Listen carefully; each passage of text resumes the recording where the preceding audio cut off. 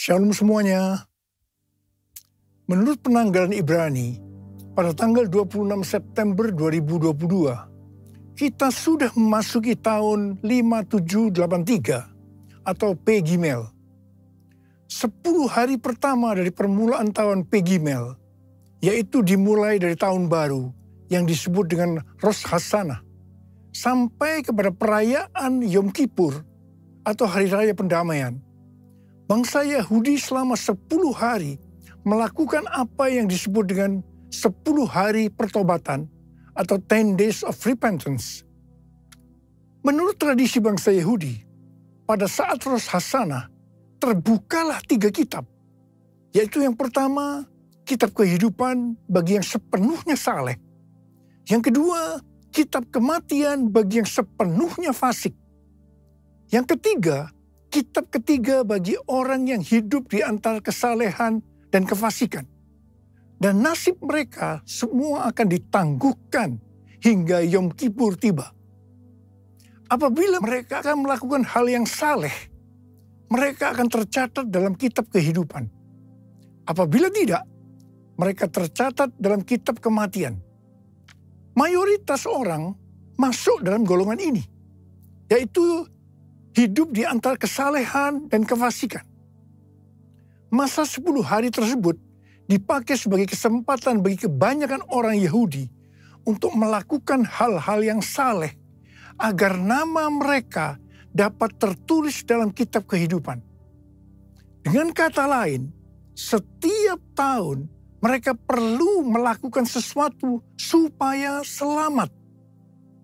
Untuk itu, dalam masa 10 hari, mereka melakukan 3 hal, yaitu bertobat, berdoa, dan bersedekah. Pada saat ini, kita tidak mengikuti tradisi Yahudi tersebut. Tetapi pada prinsipnya, ketiga hal tersebut, yaitu bertobat, berdoa, bersedekah, adalah baik dan perlu dilakukan hari-hari ini. Dengan motivasi dan pemahaman yang benar. Kita melakukan ketiga hal ini bukan untuk mendapatkan keselamatan, tetapi sebagai respon terhadap anugerah keselamatan yang sudah diberikan melalui pengorbanan Tuhan Yesus di kayu salib. Pastor D dari Perth, seorang hamba Tuhan yang banyak mendoakan saya, yang nubuatannya saya lihat tajam, pada bulan Agustus 2022 yang lalu, yaitu sebelum tahun 5783, bernubuat untuk saya agar memperhatikan apa yang terjadi di antara Rosh Hashanah dan Yom Kippur. Ternyata Tuhan membukakan seperti yang dituliskan di atas. Jadi hari-hari ini kita harus banyak koreksi diri, bertobat, berdoa, dan memberi sedekah bagi mereka yang kekurangan. Pastor D ini juga mendapatkan bahwa di tahun 2023, Tuhan akan kembali menggoncangkan bangsa-bangsa di dunia. Dan Tuhan meminta agar kita menyiapkan persediaan. Bukan untuk kita, tetapi untuk bersedekah kepada orang-orang yang mengalami kesulitan. Kita yang sungguh-sungguh dengan Tuhan akan diberkati secara finansial. Haleluya.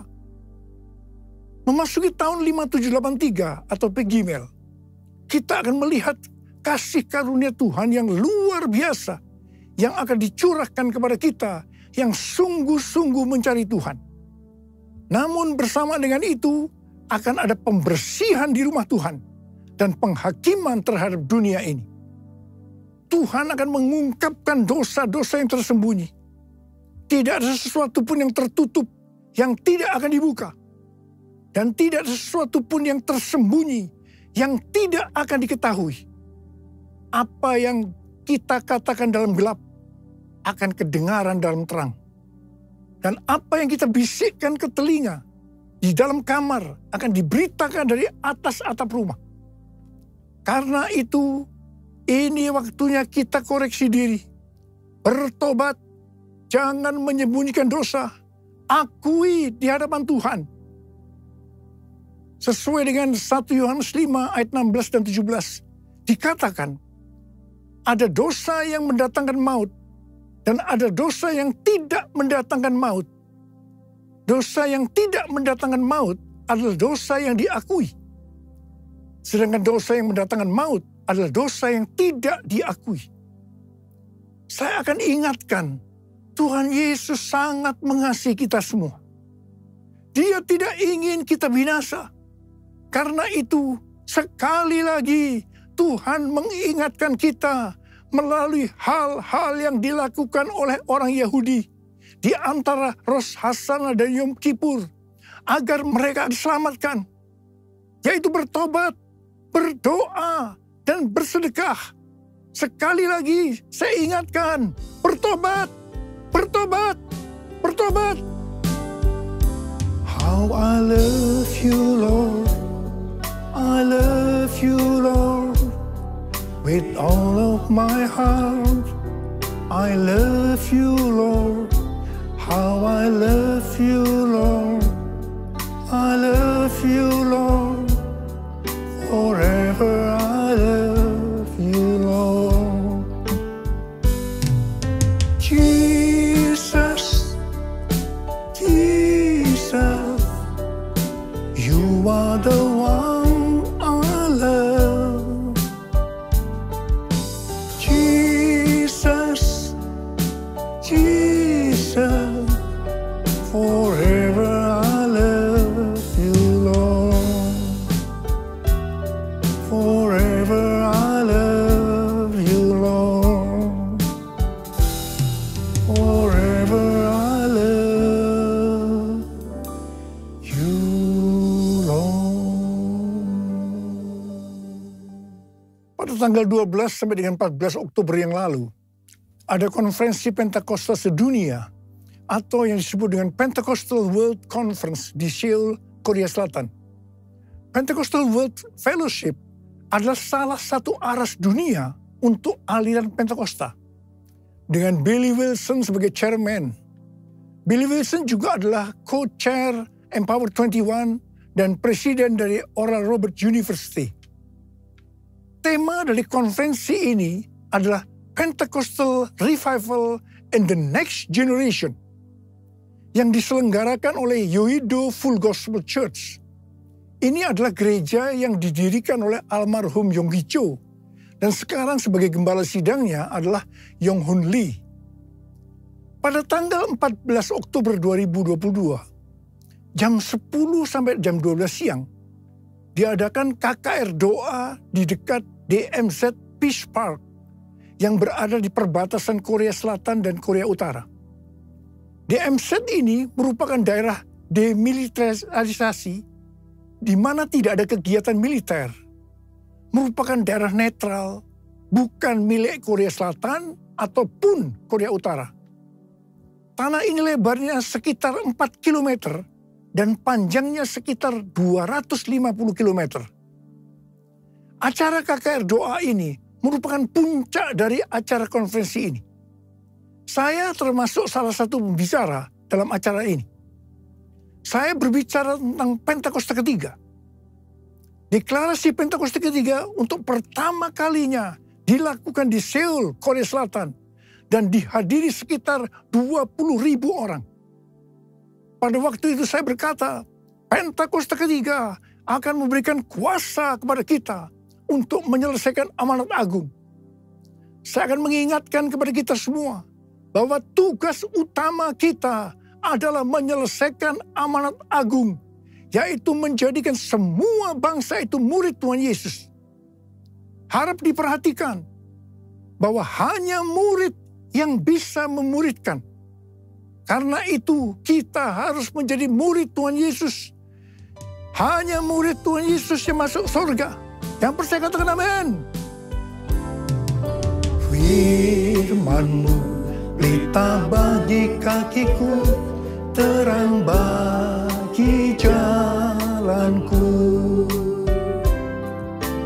Firman-Mu pelita bagi kakiku, terang bagi jalanku. Waktu ku bimbang dan hilang jalanku, tetaplah kau di sisiku. Dan takkan ku takut asal kau di dekatku, besertaku selamanya.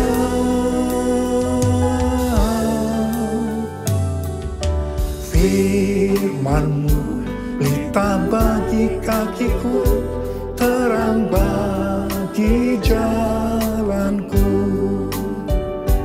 terang bagi jalanku, terang bagi jalanku.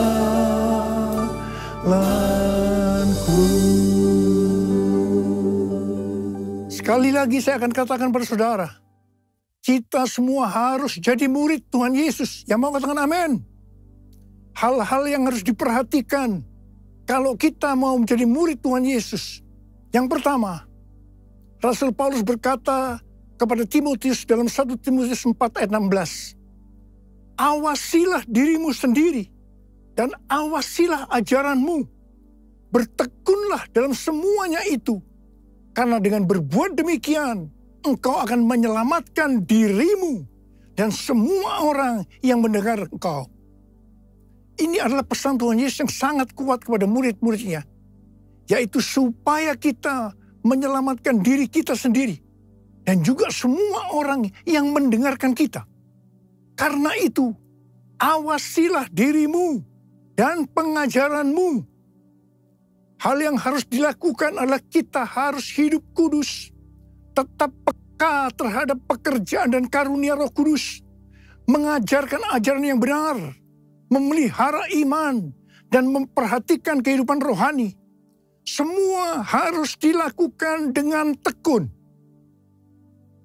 Yang kedua, Rasul Paulus juga berkata dalam 1 Korintus 9 ayat 26 dan 27, bahwa aku bukan pelari yang tanpa tujuan, dan juga bukan petinju yang sembarang saja memukul.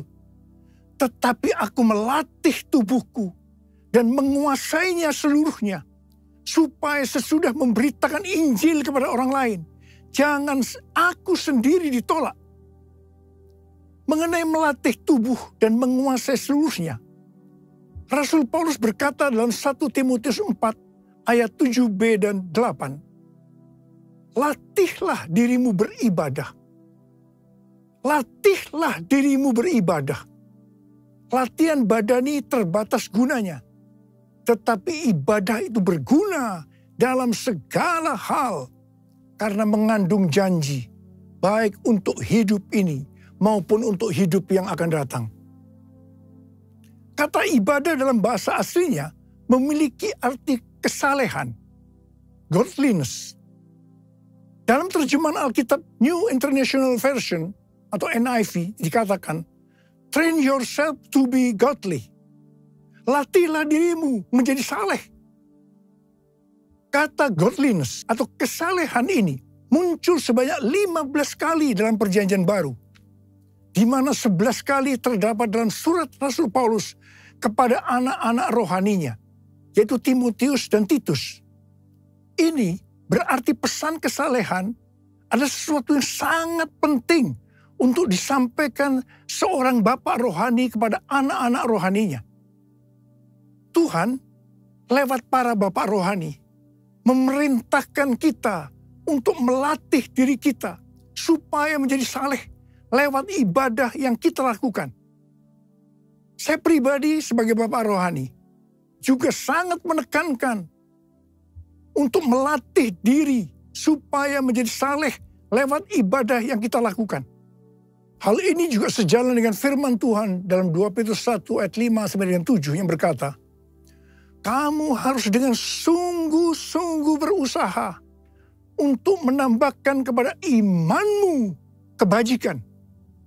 Dan kepada kebajikan pengetahuan. Dan kepada pengetahuan penguasaan diri. Kepada penguasaan diri ketekunan. Dan kepada ketekunan, kesalehan. Dan kepada kesalehan, kasih akan saudara-saudara seiman. dan kasih kepada saudara-saudara seiman. Kasih akan semua orang. Selanjutnya dikatakan, apabila kita melakukan dengan berlimpah-limpah, kita akan giat dan berhasil dalam pengenalan kita akan Tuhan Yesus Kristus. Dan kita tidak akan pernah tersandung. Dengan demikian, kita dikaruniakan hak penuh untuk memasuki kerajaan kekal, yaitu kerajaan Tuhan dan Juru Selamat kita, Yesus Kristus. Haleluya!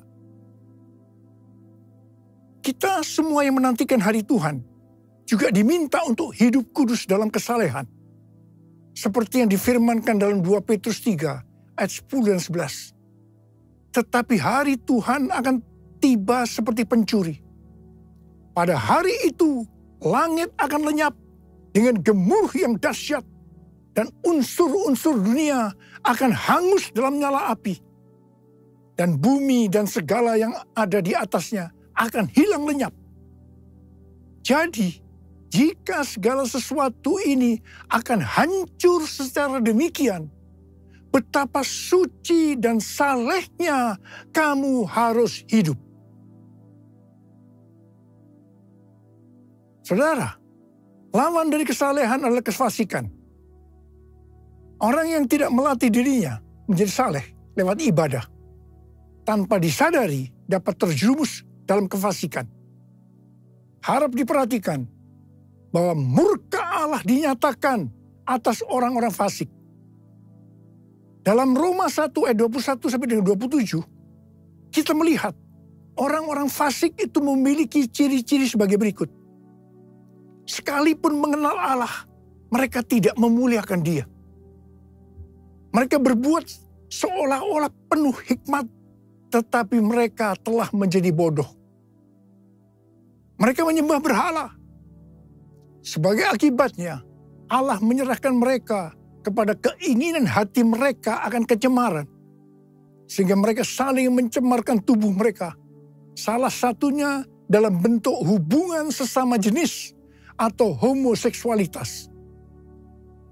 Sebagai Bapak rohani, sekali lagi saya akan mengingatkan, latihlah dirimu beribadah. Bapa, ku persembahkan tubuhku sebagai persembahan yang hidup, kudus, dan yang berkenan padamu, sebagai ibadah yang sejati. Ku sembah Kau, Tuhan. Ku sembah Kau, Tuhan. Ku serahkan hidupku kepadamu untuk kemuliaan nama-Mu. Bentuk ibadah dalam Alkitab ada dua, yaitu vertikal, artinya kepada Tuhan, dan horizontal, kepada sesama. Bentuk ibadah secara vertikal meliputi giat berkumpul bersama untuk menyembah. Yang kedua, memuji dan menyembah Tuhan diiringi alat musik. Yang ketiga, mengingat perbuatan dan pertolongan Tuhan. Yang keempat, bernubuat dan mengaktifkan karunia-karunia Roh Kudus dalam sebuah pertemuan. Yang kelima, mengambil bagian dalam perjamuan kudus. Yang keenam, mempersembahkan tubuh sebagai korban. Yang ketujuh, memperingati kelahiran, kematian, kebangkitan, dan kenaikan Tuhan Yesus ke sorga. Bentuk ibadah secara horizontal kepada sesama. Yang pertama, menolong orang yang mengalami kesulitan atau menderita. Yang kedua, saling menjaga diri dari pencemaran dunia. Dan yang ketiga, saling memberi bantuan dalam sebuah persekutuan. Jadi, kalau kita melihat ibadah secara vertikal atau horizontal tadi, Maka ibadah yang dilakukan di dalam gereja hari-hari ini sebenarnya merupakan implementasi atau penerapan dari semua ini. Kalau kita melihat ibadah secara vertikal atau horizontal tadi, sebenarnya yang paling menonjol adalah masalah kebersamaan. Ibrani 10 ayat 25 berkata, janganlah kita menjauhkan diri dari pertemuan-pertemuan ibadah kita, seperti dibiasakan oleh beberapa orang. Tetapi marilah kita saling menasihati, dan semakin giat melakukannya menjelang hari Tuhan yang mendekat. Jadi, latihlah dirimu beribadah dapat juga diartikan kita harus melatih hidup dalam kebersamaan bersama saudara seiman untuk saling menasihati supaya hidup kita saleh. Hari-hari ini dengan adanya ibadah online, banyak orang yang meninggalkan hidup dalam kebersamaan ini. Ingat, pelayanan online bisa melengkapi tapi tidak akan bisa menggantikan ibadah secara onsite di gereja. Bagi saya, kalau hanya ibadah melalui online saja, saya merasakan ada sesuatu yang hilang. Ada sesuatu yang tidak sempurna. Terutama dalam doa, pujian, dan penyembahan. Dan yang pasti, kita tidak bisa saling menasehati. Walaupun mungkin ada yang berkata, dengan Zoom kita bisa. Tetapi saya percaya, itu juga tidak cukup sempurna. Hari-hari ini, saya melihat semakin banyak orang percaya justru lebih giat melakukan latihan badani ketimbang melakukan latihan ibadah. Sekali lagi saya ingatkan, latihan ibadah lebih penting daripada latihan badani karena mengandung janji baik dalam hidup ini maupun untuk kehidupan yang akan datang. Pesan Tuhan buat kita sebagai murid adalah kita harus hidup seperti jemaat di Philadelphia. Dikatakan bahwa jemaat di Philadelphia merupakan jemaat yang setia, yang taat akan firman Kristus dan tidak menyangkal Dia. Mereka tidak mau mengikuti cara-cara dunia dan juga menolak mengikuti kecenderungan yang tidak baik dari jemaat lainnya. Mereka bertekun dalam kesetiaan kepada Tuhan Yesus dan kepada kebenaran Injil. Oleh karena kesetiaan mereka yang teguh, maka yang pertama, Tuhan telah membuka pintu-pintu bagi mereka yang tidak dapat ditutup oleh seorang pun. Haleluya! Yang kedua, Allah berjanji akan melepaskan mereka dari masa kesengsaraan. Janji Tuhan untuk melindungi orang yang setia di Philadelphia dari hari pencobaan ini mirip dengan janji Paulus kepada orang Tesalonika yang mengatakan bahwa mereka akan dilepaskan, diluputkan dari murka yang akan datang. Hari pencobaan ini merupakan penghukuman terhadap dunia ini melalui pembukaan-pembukaan metere-metere, peniupan sangkakala, dan pencurahan cawan murka Allah. Ini sangat-sangat mengerikan. Bagi mereka yang sungguh-sungguh dengan Tuhan, seperti jemaat di Philadelphia, dan menjadi pemenang sebelum hari pencobaan ini, Allah akan memelihara mereka dari hari pencobaan itu dengan cara melalui pengangkatan gerejanya.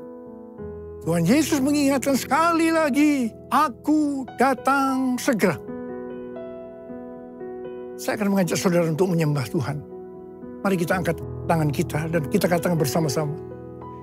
Lord, I worship you. Lord, I worship you. As I bow down on my knees, I worship you. Lord, I worship you. Lord, I worship you. For you are my everything. I worship you. Mari kita berbahasa roh. Yang belum berbahasa roh jangan diam. Katakan haleluya, haleluya. Oria lala bakana maya lala bara bara bara bara bara. Oh da da da da da da da da da da. Oh ya Tuhan, ya Tuhan. Oria lala bakana maya lala lala bara. Ya Aba, ya Aba, ya Aba, ya Aba. Engkau melihat anak-anakmu sudah mengangkat tangan menyembahmu saat ini, ya Aba. Urapi kami semua, urapi kami semua. Urapi kami semua agar kami mengerti Tuhan. Mengerti apa yang harus kami lakukan ke depan ini, ya Aba. Tuhan berkati anak-anakmu semua. Tuhan berkati anak-anakmu. Oh, ralabasikara labalabalabalabala. Oh, ralalalalalalala. Oh, riadadadabalabalabala. As I bow down on my knees, I worship you. As I bow down on my knees, I worship you.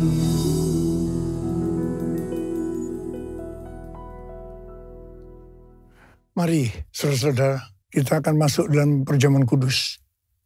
Kita akan mengingat ayat ini. Sebab setiap kali kamu makan roti ini dan minum cawan ini, kamu memberitakan kematian Tuhan sampai ia datang. Perjamuan kudus adalah perjamuan Tuhan Yesus sendiri. Setiap kali kita masuk dalam perjamuan kudus, Tuhan Yesus selalu mengingatkan kita. Biarlah ini menjadi peringatan akan daku. Biarlah ini menjadi peringatan akan daku. Karena itu, mari kita arahkan hati kita kepada kebaikan Tuhan. Kita akan mengingat kebaikan Tuhan. Mari tundukkan kepala. Bapa, siapakah kami sebelum kami mengenal Engkau? Kami semua orang berdosa. Upah dosa adalah maut, mati. Tapi Engkau yang tidak berdosa telah jadikan dosa oleh karena kami. Engkau harus turun dari surga mulia menjadi manusia. Mati ganti kami dengan penderitaan yang luar biasa. Sungguh kalau kami pikirkan Tuhan betapa baiknya Engkau itu. Kau jadikan kami sebagai anak-anak-Mu. Kau berkati, Kau tuntun, Kau bela, Kau lindungi, Kau ajar kami, ya Aba. Terima kasih. Kau juga tegur kalau kami salah. Terima kasih Tuhan. Itu Engkau ya Aba, itu Engkau ya Aba. Itu Engkau ya Aba. Tuhan akan memberkati kita semua melalui perjamuan kudus. Tapi Tuhan mau kita akan makan dan minum dengan cara yang benar. Karena itu sekarang masing-masing berdoa. Introspeksi. Lihat diri masing-masing. Jangan menyimpan dosa. Kalau ada dosa yang belum diakui di hadapan Tuhan, mari kita akui saat ini. Supaya kita diberkati oleh Tuhan.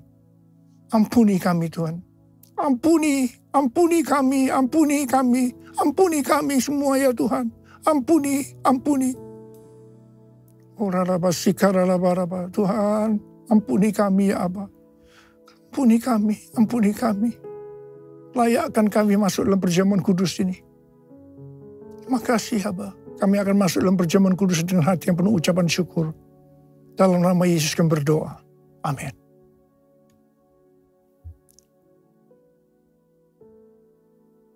Sekarang mari angkat roti di tangan kanan kita tinggi-tinggi. Sebab apa yang telah kuteruskan kepadamu telah aku terima dari Tuhan. Yaitu bahwa Tuhan Yesus pada malam waktu ia diserahkan mengambil roti. Dan sesudah itu ia mengucap syukur atasnya. Dia memecah-mecahkannya dan berkata, inilah tubuhku yang diserahkan bagi kamu. Perbuatlah ini menjadi peringatan akan aku. Tuhan dikasih Tuhan. Bukankah roti yang kita pecah-pecahkan ini adalah persekutuan kita dengan tubuh Kristus? Mari kita makan dalam nama Yesus.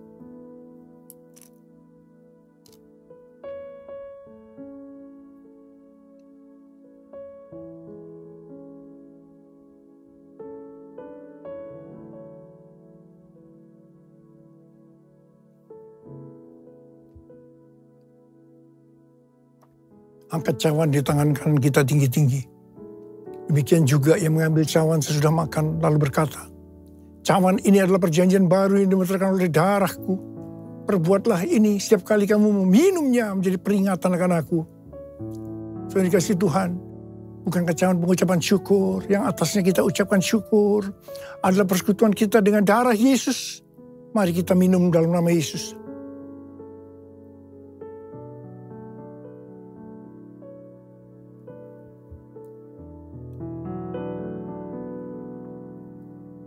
Mari angkat tangan kita, ucapkan syukur dengan suara, jangan diam. Tuhan, terima kasih ya Tuhan, terima kasih ya Tuhan, terima kasih.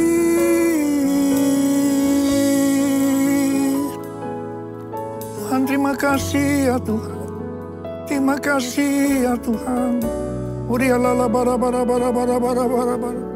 Oh Yesus. Oh Yesus, oh Yesus, Yesus. Ada berapa banyak di antara saudara yang membutuhkan kesembuhan? Angkat tangan saudara. Angkat tangan saudara. Orang-orang kau melihat tangan-tangan yang terangkat. Mereka membutuhkan kesembuhan. Mereka membutuhkan mujizat Tuhan. Dalam nama Yesus. Sembuh. Sembuh dalam nama Yesus. Sembuh. Sembuh dalam nama Yesus. Oh Tuhan, terima kasih. Mujizat terjadi, mujizat terjadi. Sembuh dalam nama Yesus. Terima kasih. Terima kasih Yesusku. Terima kasih Yesusku. Puji syukur hanya bagi Tuhanku. Terima kasih Yesusku. Terima kasih Yesusku. Puji syukur hanya bagi Tuhanku. Terima kasih Yesusku, terima kasih Yesusku. Puji syukur hanya bagi Tuhanku. Terima kasih Yesusku, terima kasih Yesusku. Puji syukur hanya bagi Tuhanku. Puji syukur hanya bagi Tuhanku. Puji syukur hanya bagi Tuhanku.